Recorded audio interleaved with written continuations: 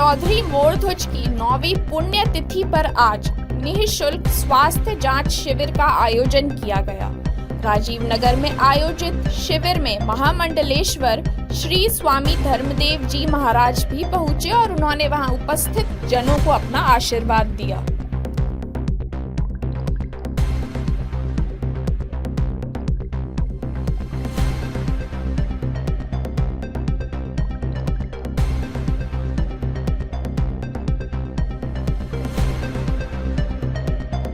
ऐसे मेरे परम गुरुदेव, मेरे श्री गुरुदेव, उनके श्री चरणों का सिमरण करता हूं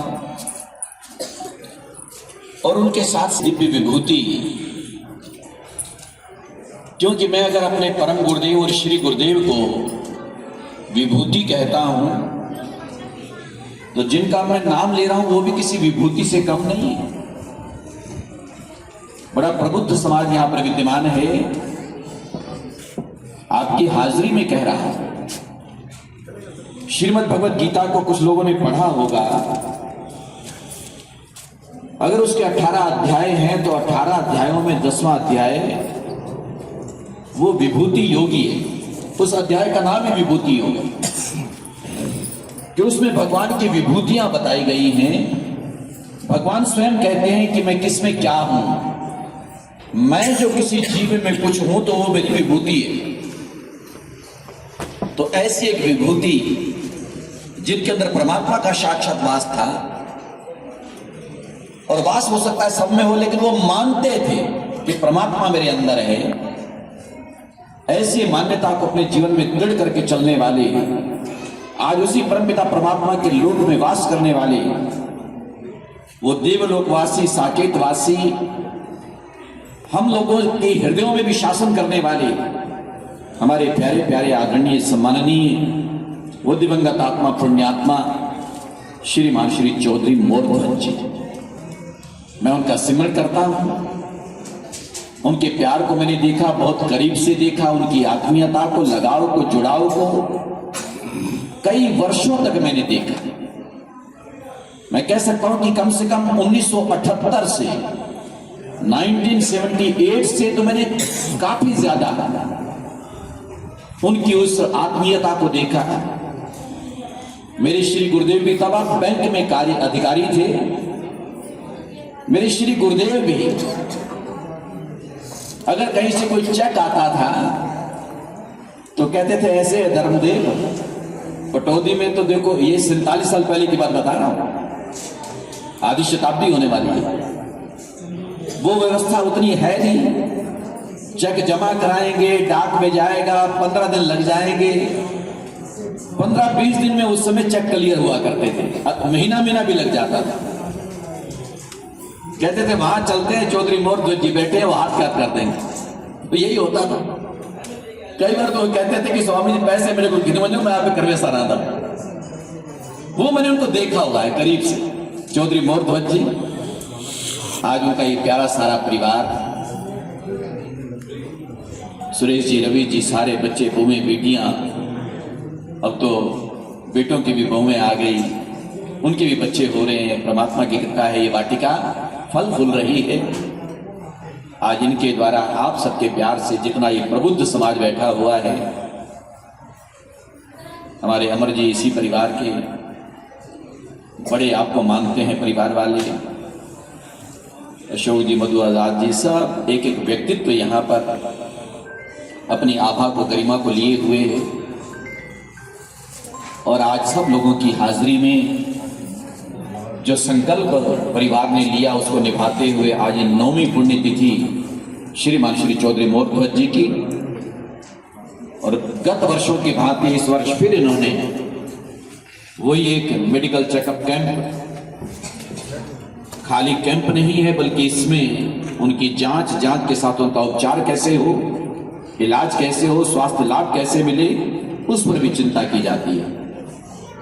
तो ऐसा ये प्यारा सा कैंप आज आयोजित है, जिसमें बहुत अच्छे अच्छे, सामान्य नहीं है लेकिन अच्छे, मैं बल्कि सामने देख रहा था कि उसमें सामान्य चिकित्सा, हड्डी रोग, स्त्री रोग, नेत्र जांच आदि आदि उससे संबंधित ये कैंप कैंप सामान्य हो सकता है, पर सोच सामान्य नहीं है, क्योंकि परमात्मा की कृपा जिनके ऊपर विशेष है वो विशेष और बड़े हॉस्पिटल्स में भी जा सकते हैं। क्योंकि मेरी ये मान्यता और आप सब स्वीकार करेंगे, चिकित्सा, शिक्षा, न्याय आजकल के समय में, फिर मुझे 55 साल पहले का भी 50 साल पहले का समय याद आता है। गांव में नारे लगा करते थे, गलियों में आवाजें उठा करती थी, रोटी कपड़ा और मकान, जीवन के ये 3 निशान। आप लोगों को याद होगा, रोटी कपड़ा और मकान के नारे लगते थे उस समय। उस समय उसी की सबसे ज्यादा जरूरत होती थी। देश का विभाजन हो चुका था 1947 में। उसके बाद हर कोई व्यक्ति प्रयास कर रहा था कि अपने आप को, अपने परिवार को पैरों पर कैसे खड़ा किया जाए। और उस समय मूल आवश्यकता थी, खाने को 2 टाइम की रोटी मिले, पेट भरने की व्यवस्था हो, तन ढकने को कपड़ा मिले और सिर छिपाने को जगह मिले। रोटी कपड़ा और मकान। परमात्मा की कृपा, आपका पुरुषार्थ, लोगों की मेहनत, बड़े बूढ़ों का आशीर्वाद कि अपने अपने पैरों पर सब खड़े हुए। और इस समय मैं कह सकता हूं, चिकित्सा, शिक्षा, न्याय, इसमें कोई अगर अहम भूमिका कहीं भी निभा रहा है, उसकी आवश्यकता आज भी बहुत ज्यादा है। चिकित्सा भी महंगी और शिक्षा भी महंगी, और उसमें कोई योगदान देता है कि वो सामान्य तरीके से, आसानी से, सस्ते में वो प्राप्त हो जाए, बहुत बड़ी बात है।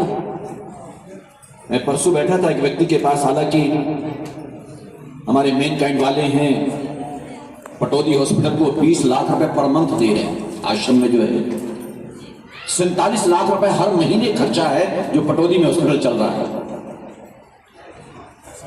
बड़े मतलब दिल्ली और गुड़गांव से डॉक्टर जाते हैं। कल भी एक 6 घंटे ऑपरेशन चला, उस नौजवान को बचाया है जिसके हाथ पैर सब टूट चुके थे, राडी डली, गर्दन भी यहां से कट चुकी थी, ब्रेन में भी चोट आ चुकी थी।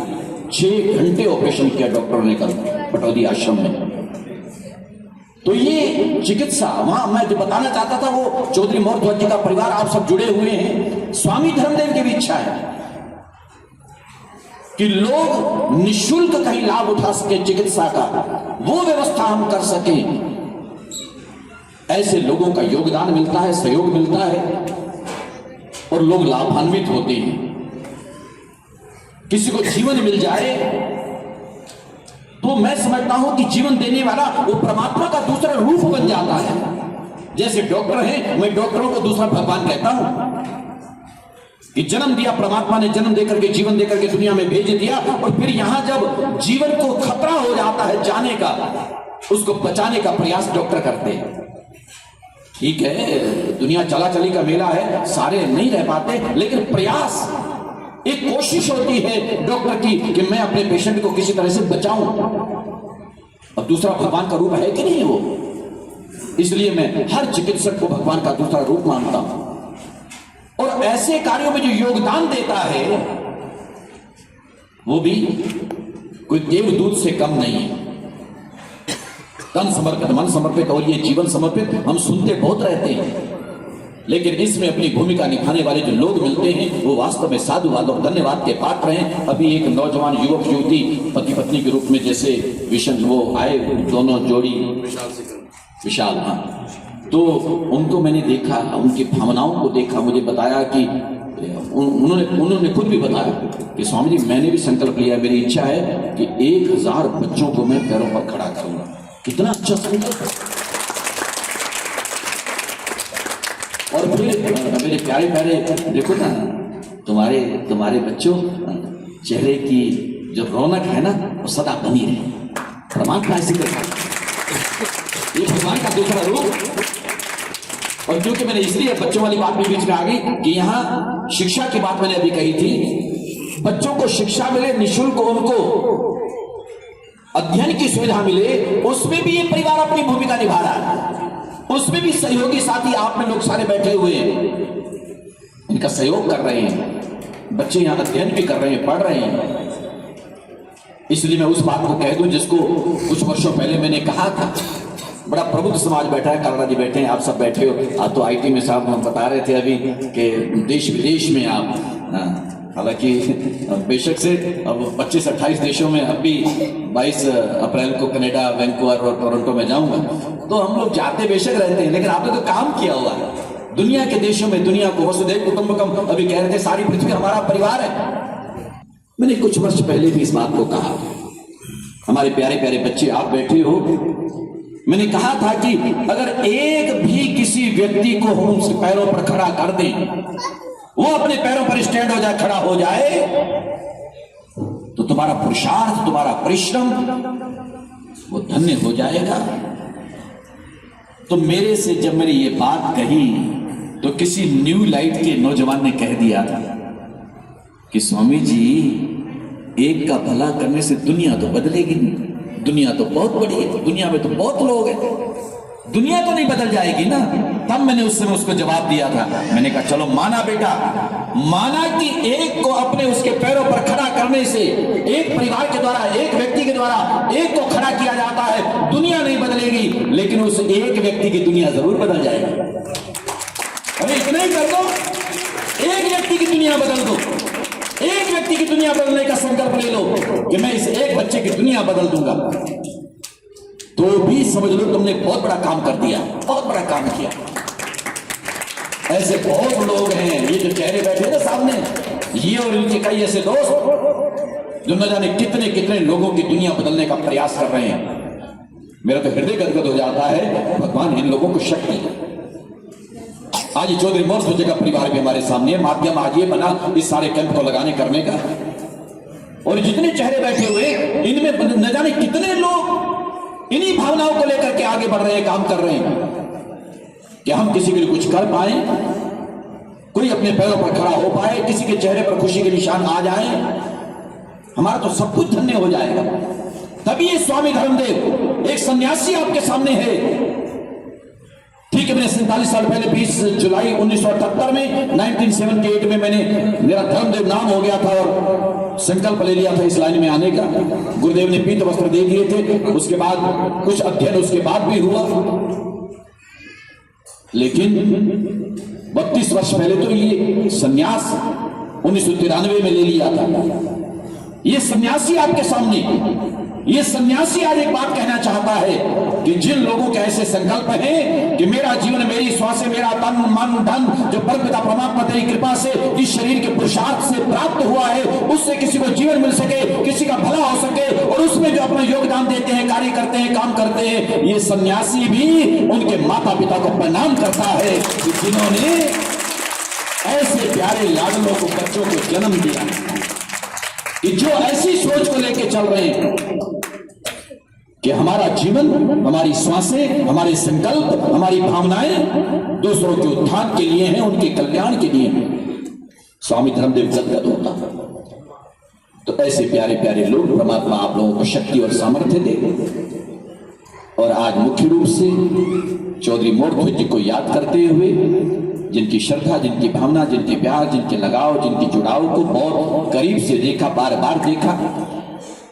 और ये सुरेश खड़ा है, रवि खड़ा है, दोनों, सारा परिवार मुझसे तो दीक्षित भी है। और मैं तो सीधा सीधा बोल देता हूं कई बार, ये बच्चे सुनते भी हैं मेरी बात को, कि ये बच्चे ऐसे जिनको मैंने अपनी आंखों से देखा, जिनके बच्चे हो चुके थे, बड़े बड़े हो चुके थे, उनकी शादी होने वाली थी। अब ये सारे आशीष, सोनू वगैरह सब बड़े बड़े बच्चे, 9 साल के हुए चौधरी मोर ध्वज को गए हुए। तो उस समय भी चौधरी मोर ध्वज जी कई बार सुरेश और रवि को धमका दिया करते थे। मतलब क्या मजाल जो इनके मुंह से कोई शब्द निकले।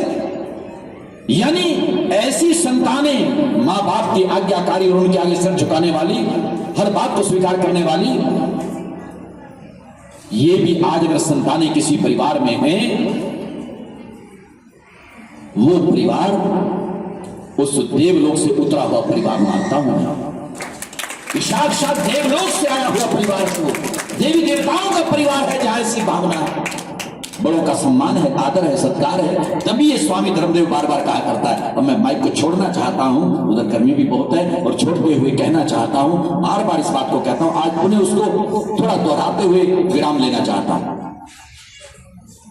कि हमारा घर स्वर्ग बने, उसका सबसे आसान तरीका है कि स्वर्ग में देवी देवता होते हैं। अब तो नवरात्र चल रहे हैं। आज शैलपुत्री ब्रह्मचारिणी चंद्रघंटा, आज तीसरा नवरात्र है चंद्रघंटा, या कुष्मांडा चौथा दिन, चौथा, हाँ कुष्मांडा का दिन है। नवरात्र चल रहे हैं, 9 देवियों का पूजन होना है रोजाना एक एक करके। घर में स्वर्ग बने, घर की हर नारी को देवी माना जाए। और नवरात्र है इसलिए, हालांकि आज वो प्रसंग नहीं था ऐसा, लेकिन मन में आया कि आज ये बात कह दूं। ये प्रबुद्ध समाज बैठा है, वो नारी घर में किसी रूप में है, किसी रूप में, अब ये सुन लेना, वो मां के रूप में भी, वो बहन के रूप में, वो जीवन संगनी पत्नी के रूप में, या फिर बेटी के रूप में। बेटी के रूप में है तो पिता को चाहिए, पत्नी के रूप में है तो पति को चाहिए, बहन के रूप में है तो भाई को चाहिए। उनको चाहिए कि नारी जाति का करे सम्मान। पिता भी बेटी को पूरा प्यार देता है, हमेशा पिता जैसा प्यार मिल नहीं सकता। भाई को चाहिए वो भी बहन को पूरा सम्मान दे। जीवन साथी पति को चाहिए कि पत्नी का भी पूरा सम्मान करे। बहु बेटियों का सम्मान जिस घर में होता है, धरती पर वो घर स्वर्ग है। क्यों? क्योंकि शास्त्र कहता है, धर्मदेव नहीं कह रहा, शास्त्र कहता है नार्यस्तु यत्र पूज्यन्ते रमन्ते तत्र देवता। जहां नारी का सम्मान होता है वहां देवता रमन करते हैं, और जहां देवता रहते हैं वो स्वर्गित होता है, वही घर स्वर्ग होता है। इसलिए हर घर में नारी जाति का सम्मान होता है। मंदिरों में जाओ, मैं खुद गया हूं, मैं खुद 9 देवियों के दर्शन किए हुए, 12 ज्योतिर्लिंग के दर्शन किए हुए, वो तो जाता रहता हूं, अपना जीवन यही है। आप लोग भी जाते हो, तीर्थ यात्रा आप भी करते हो, लेकिन अपने घर को तीर्थ बनाए सबसे पहले। अपने घर में बैठे देवी देवता। अब आप जैसे बच्चों आपसे कहता हूं कि माता पिता से बढ़कर के और देवी देवता कौन होगा? बेटा माता पिता का करें सम्मान, वो देवी देवता हमारे घर में बैठे हैं, और ये जब हम करते हैं फिर हमारा घर स्वर्ग हो जाता है, हमारा घर तीर्थ बन जाता है। अपने घर को तीर्थ बनाए, अपने घर को स्वर्ग बनाए, जीवन को जन्नत बनाए। उस जन्नत को, उस स्वर्ग को धरती पर लाने की जरूरत नहीं है, बल्कि धरती को ही स्वर्ग बनाने की जरूरत है। इसी को जन्नत बनाए, इसी को स्वर्ग बनाए, उसको यहाँ पर लाने की क्या जरूरत नहीं, आएगा। लेकिन इसको हम स्वर्ग बना सकते हैं, इसको हम जन्नत बना सकते हैं अपने व्यवहार से। परमात्मा कृपा करें। हमारा प्यारा प्यारा परिवार, आज परिवार के द्वारा ये चिकित्सा को लेकर के आज कैंप आयोजित है, लोग लाभान्वित होंगे, और जो भी यहाँ पर इलाज करवाएं, उपचार करवाएं, जांच करवाएं, दवाई लेके जाएं, वो सब मिले। लेकिन तो सारे मिलकर हम दवा ना दे तो दुआ तो दे ही सकते, ठीक है ना? दवाई भी डॉक्टर साहब दें और हम सब मिलकर के दुआ देंगे, दवा और दुआ दोनों मिलेगी। वो जो यहाँ पर आज आया है वो ठीक होके जाएगा। परमात्मा कृपा करे, सबके मंगलमय सुंदर सुखद जीवन की कामना करते हुए इतना कह के लेता हूँ विराम। हमारी मूल संस्कृति का मूल मंत्र कि सर्वे भवन्तु सुखिनः, सारे सुखी होने चाहिए, और सर्वे सन्तु निरामया, सारे निरोगी होने चाहिए। ये मंत्र है हमारा, सर्वे भवन्तु सुखिनः, सर्वे सन्तु निरामया, सर्वे भद्राणि पश्यन्तु मां कश्चित दुख भाग भवेत्। हे मेरे परमात्मा, कहीं किसी प्रकार का दुख कलेश अशांति ना हो, सबका जीवन सुखी हो, मंगलमय हो, निरोगी काया, पहला सुख निरोगी काया। परमात्मा ऐसी कृपा करे। इतना कह के लेता हूं विराम। जय श्री राम। आज जो है फ्री हेल्थ चेकअप कैंप लगाया है, ये हम प्रतिवर्ष जो है 1 अप्रैल को लगाते हैं। चौधरी मोरध्वज जी का परिवार, आदरणीय सुरेश जी, रवि जी, प्रतिवर्ष अपने पिता की पुण्यतिथि पर जो है ये पुनीत कार्य करते हैं। तो उसी कड़ी में आज 9वां कैंप था ये। इसमें बहुत सारी संस्थाएं हैं। पहले चौधरी मोरध्वज मानव कल्याण ट्रस्ट है, उसके बाद मियाँ वाली बिरादरी गुरुग्राम का सहयोग रहता है, पंजाबी बिरादरी महासभा का सक्रिय सहयोग, वसुधैव कुटुंबकम सेवा संस्थान, ये सभी संस्थाएं जो है लगातार सहयोग करती हैं और हर प्रकार से सहयोग करती हैं।